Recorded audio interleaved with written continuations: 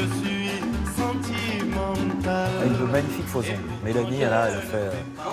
Et qu'est-ce qu'ils sont beaux. Je vais peut-être en mettre. Donc, dans l'actualité en ce moment, des ventes aux enchères. C'est un peu calme. C'est une période traditionnellement entre Noël et Jour de l'An. Il ne se passe pas grand-chose, sauf dans une petite vente, une salle de vente aux enchères. Je dis petite, énorme, grande grosse, maison de vente, puisque grosse c'est maison de vente. voilà, grosse maison de vente française, Oui, monsieur. Art Curial, on peut la citer. Art Curial qui organise cette vente aux enchères ce jeudi en duplex entre Paris et Marrakech. Alors, Art Curial, c'est une maison de vente qui est très attachée au Maroc. Elle a ce souhait d'y accompagner le développement culturel. Et pour cela, eh bien, elle organise depuis quelques années maintenant des événements, des ventes aux enchères qui, sur place, sensibilisent le public à l'art. Et puis aussi pour faire connaître les artistes du monde arabe au-delà de leurs frontières. Quand vous dites sur place, c'est-à-dire qu'il y aura la vente... Il y a le commissaire-priseur qui se trouve à Paris, chez Art Curial. Et puis, il y aura un relais d'enchères à l'hôtel Es Saadi à Marrakech. Alors, ce qui est très intéressant et très étonnant dans cette vente, c'est que pour la première fois, elle rassemble aux enchères des artistes du Maghreb et du Moyen-Orient. Alors, il y a des Marocains, des Tunisiens, des Algériens, des Irakiens, des Libanais, des Égyptiens. Ce sont en fait des artistes que nous, on ne connaît pas en France, mais qui ont vraiment une grande importance dans leur pays, qui ont même joué un rôle de précurseur parce que les ventes qui sont en vente là, eh bien, datent des années 50, 60, un petit peu 70. Donc, vous allez voir, la vente a lieu en 4 parties. Il y a une partie sur les livres illustrés arabes, très important dans la culture arabe. Il y a une partie sur l'art moderne et contemporain absolument génial. Une partie sur le street art appelé ici le calligraffiti. Ça, c'est très intéressant parce que les artistes mixent la calligraphie arabe et le graffiti. Voilà. Calligraffiti. Calligraffiti. Calligraffiti. Voilà. Et puis aussi, bien sûr, Jacques Majorel, le peintre par excellence de Marrakech. Et sans une vente sans lui, ça n'aurait pas été possible. Regardez. Le Majorel. Eh oui.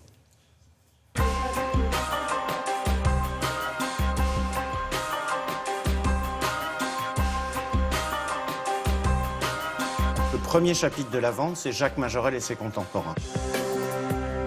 On présente un panorama de son œuvre depuis 1917 jusqu'à 1950. On a aussi bien des œuvres sur Marrakech que des œuvres sur ses voyages en Afrique. On connaît ses Casbahs, on connaît ses vues de l'Afrique. Mais l'œuvre majeure, c'est les danseuses à Telouet. C'est la seule fois à notre connaissance où on peut voir dans l'œuvre de Majorel des femmes en pied.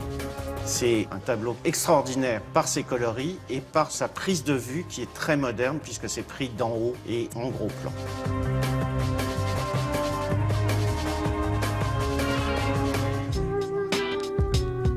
Dans la partie moderne et contemporaine, nous avons 80% des artistes les plus importants du monde arabe. C'est des artistes qui sont établis, qui sont respectés. Leurs œuvres sont dans les principaux musées arabes et du Moyen-Orient et les principales fondations. Méléhi, c'est un des 4 ou 5 artistes marocains qui a été au commencement de la peinture abstraite et moderne marocaine. Et là, on présente 2 tableaux qui sont des années 70 et 71, ce qui est assez exceptionnel. Dès les années 60, il est parti étudier aux États-Unis. Donc il a été très influencé par le pop art. Et si on ne vous explique pas que c'est un artiste du monde arabe, vous êtes persuadé que c'est un artiste européen ou américain. Dans cette vente, on a voulu faire une partie qui évoque une certaine scène urbaine, en l'occurrence ce qu'on appelle le calligraffiti. Le calligraffiti fait en fait le lien entre ce qu'est le graffiti, l'art de l'écriture, et la calligraphie, qui est effectivement cette écriture très stylisée.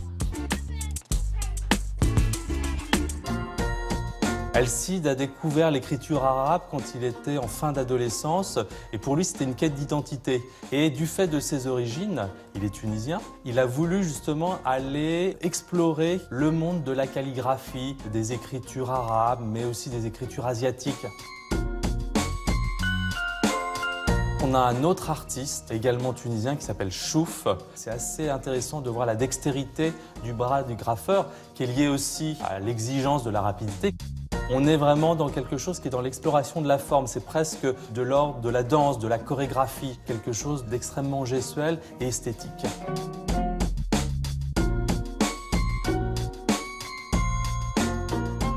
On rappelle les dates de cet événement. Ouais, ça a lieu jeudi à 18h. Alors 18h à Paris, hein, Ouais. et puis à Marrakech, je crois qu'il y a 1 heure de moins en ce moment, donc 17h pour les Marocains.